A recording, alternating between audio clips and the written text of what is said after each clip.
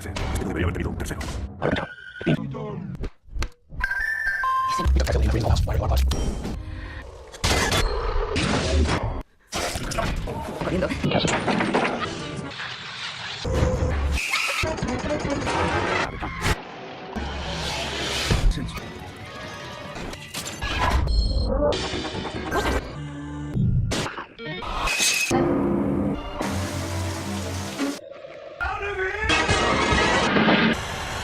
Someone could help.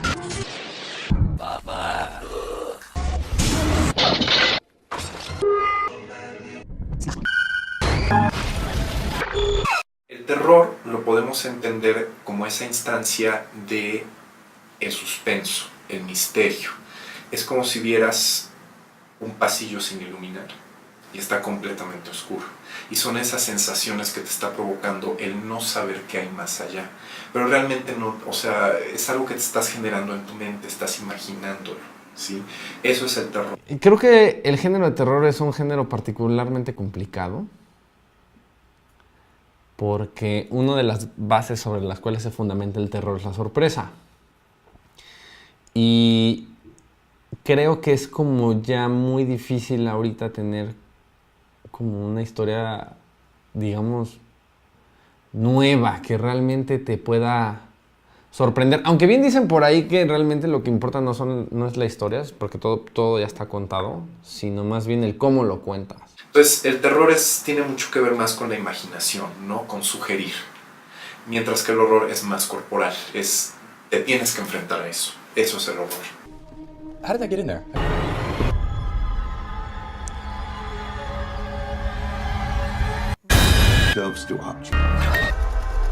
Mucho del terror se basa más bien, o se confunde más bien como el terror con el gore, ¿no? Creo que muchos de los realizadores actuales están como un poco confundidos en el asunto de cómo generar miedo, que piensan que es como a través de lo explícito, a través de mostrar sangre y vísceras y... Pues cosa que no es así. Evidentemente, pues ese género es gore, ¿no? Y todos sus subgéneros, el slasher, etc. Incluso la tendencia de los slashers que vemos en los 70 y en los 80 es justamente eso. O sea, se está volviendo como un giro un poco más, no quiero decir realista, pero se está regresando justamente a eso que amenaza, digamos así, lo que dice Robin Wood, amenaza la propiedad del American Way of Life. Yo creo que el tema de la película de terror pasa por cómo configuramos, cómo imaginamos aquello que nos da miedo, es decir, el objeto que nos produce miedo. Y en este sentido creo que las películas de terror siempre han respondido a un montón de preguntas que nos lanzamos las personas en tanto sujetos en la historia. Pero el terror realmente repito, es como muy complicado por el hecho de cómo puedes llegar a sorprender a tu espectador sin incurrir en los famosos jump scares, que es cuando pues la música va creciendo, creciendo, creciendo, creciendo y de repente pues algo sale, ¿no?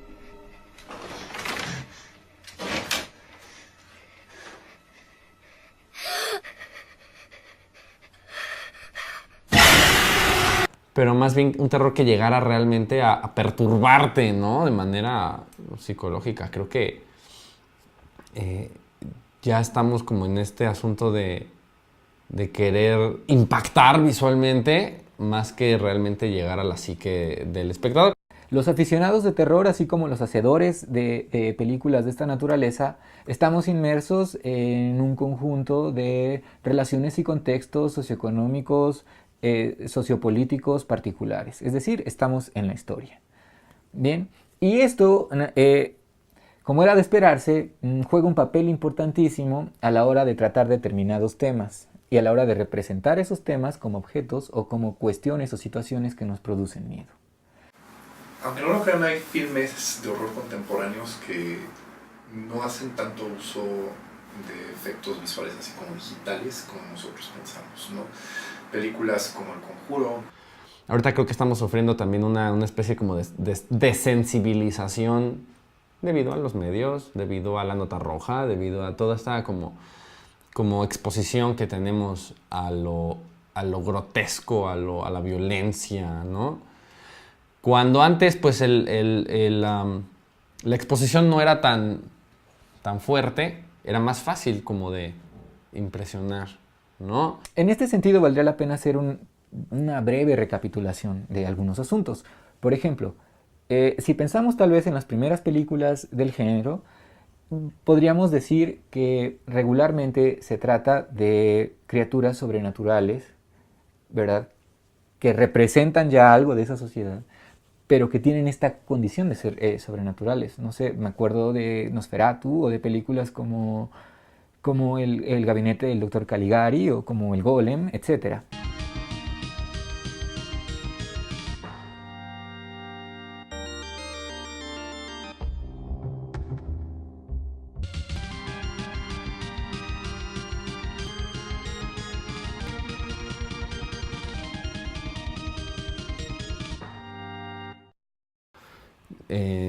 Que estas películas, por ejemplo, fueron como las pioneras, digamos, ¿no? Del género, del terror, con el expresionismo alemán y etcétera. Donde realmente, para empezar, era una tecnología nueva, ¿no? Y digamos que no quisiera decirlo como tan así, pero creo que es verdad, como que la gente o el público era como mucho más impresionable que ahorita. Uno de los grandes ejemplos es Drácula de Bram Stoker, dirigida por Francis Ford Coppola. Es un filme que está haciendo homenaje al cine de los primeros tiempos.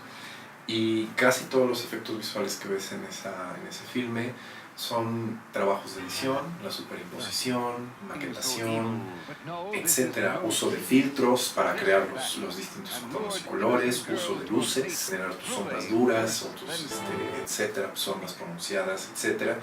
Y, o sea, filmes así que son filmes de horror hacen uso de eso.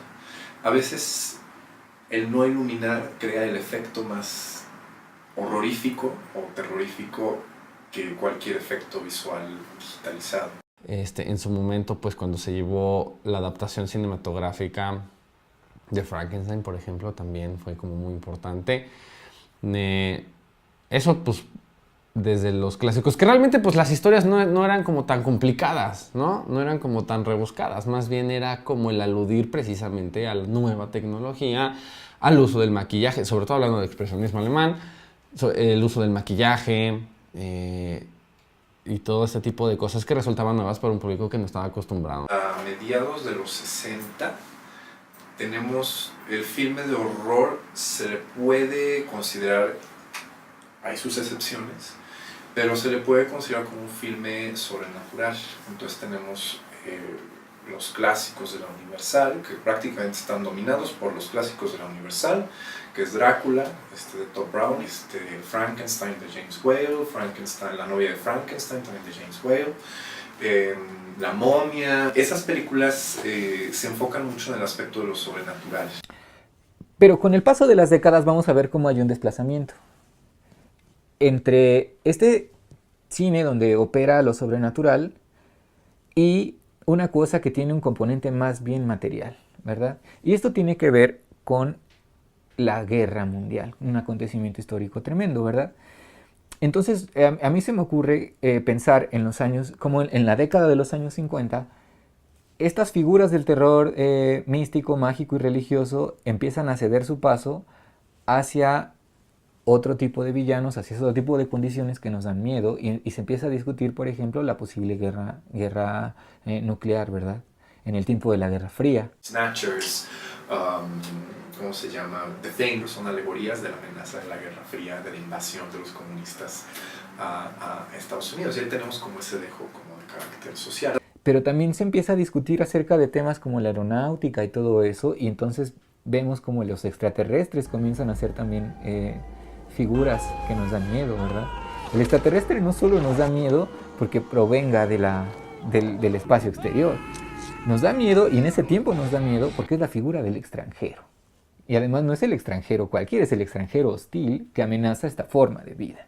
Después tenemos como una época, pues no quisiera decir dorada, pero sí un poco más afortunada en el género de terror, donde tenemos, por supuesto, no podemos dejar de mencionar a Hitchcock, George Romero, Darío Argento, todos estos realizadores que supieron como alejarse como del uso de la tecnología, que en ese momento, pues les repito, era como nueva, para realmente enfocarse en un terror como mucho más psicológico y menos visceral, ¿no? Bueno, Darío Argento y George Romero son unos malos ejemplos para esto. Pero, por ejemplo, Hitchcock, donde sí era un terror como mucho más psicológico, sobre todo, por ejemplo, recuerdo ahorita en The Rope, La Soga, donde no es terror como tal, pero es un manejo del suspenso que es muy cercano, quisiera yo pensar, al terror. En los años 70 vamos a ver cómo la relajación de de los institutos o de la censura en general va a dar licencia para que lo que nos da terror ahora también tenga una representación más explícita de las cuestiones de la violencia. Y entonces vamos a empezar a ver el surgimiento del asesino serial, del psicópata loco, ¿verdad? Y un tratamiento muy interesante del zombie, ¿verdad? Porque ahora el zombie es una figura que come carne humana, y vamos a ver en las películas de Romero cómo se ve, no sé, el desmembramiento de alguien o el destripamiento de otra persona, etc. Y esto va también a jugar un papel importante porque no cualquier estudio va a querer, digamos, financiar películas de ese tipo. Y esto va a impactar en la creación de la serie B o de la serie Z, característica de los años 80. Y también va a tener que ver con el surgimiento de una forma, digamos, independiente de hacer cine, y particularmente de hacer cine de terror. Y las películas actuales, ¿no? Que quisiera pensar mediados finales de los 80s, principios de los 90s para acá, donde se buscaba como reinventar un poco el género. Estoy pensando en el proyecto de La Bruja de Blair, por ejemplo, que fue como una de las pioneras en este uso como del subgénero del terror que es el found footage, que realmente causó como mucha conmoción, pero realmente la conmoción se generaba no tanto por la historia, bueno, en parte sí, pero porque la gente pensaba que era que había sido un hecho real, ¿no? Y otra vez haciendo alusión al uso o al no uso precisamente del lenguaje cinematográfico con la cámara en mano y con todo el movimiento, etcétera, ese movimiento o ese uso narrativo del handheld pues te genera muchas cosas a ti como espectador, ¿no? Entonces lo que nos da miedo ni siquiera ya es ahí lo que está, el objeto, ¿verdad? La bruja, el monstruo, etcétera. No, lo que nos da miedo es la atmósfera esta de desesperación que sufren los personajes.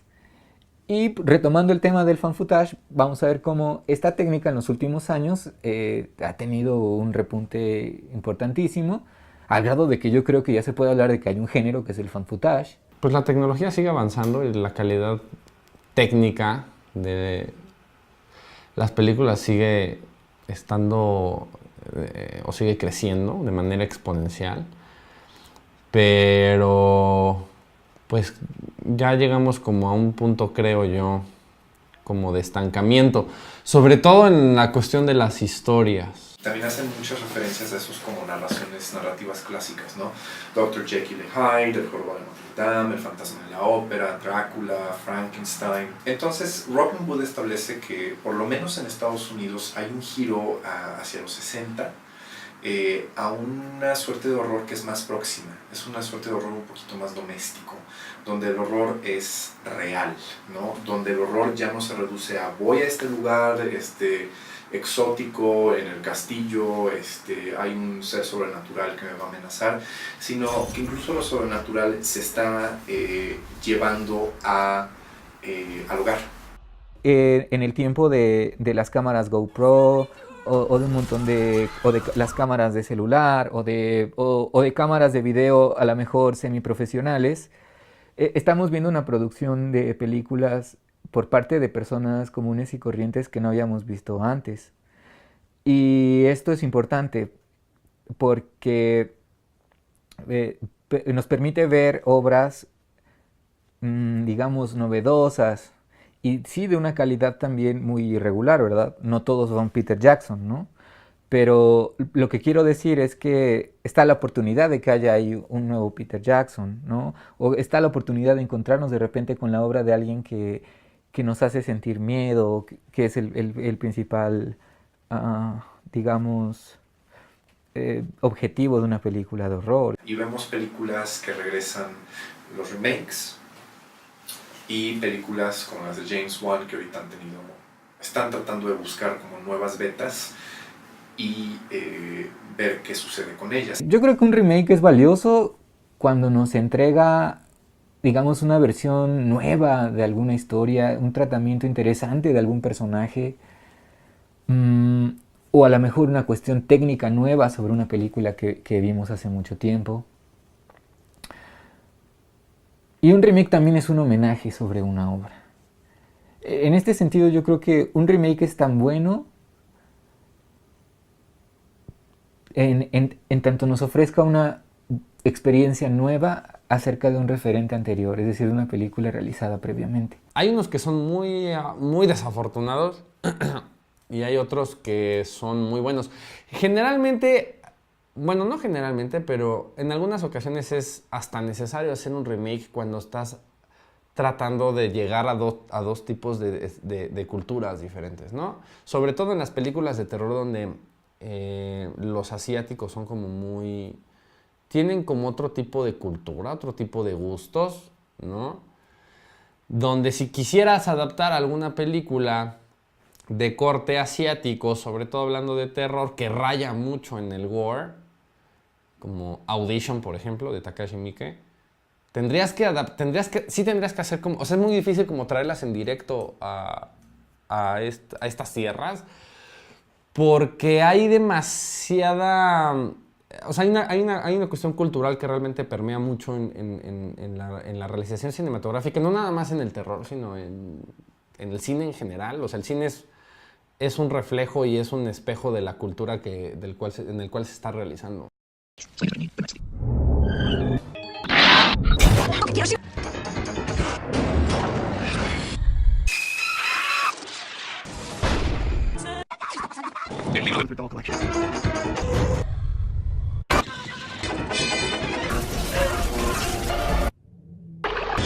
Here's Johnny. Señor.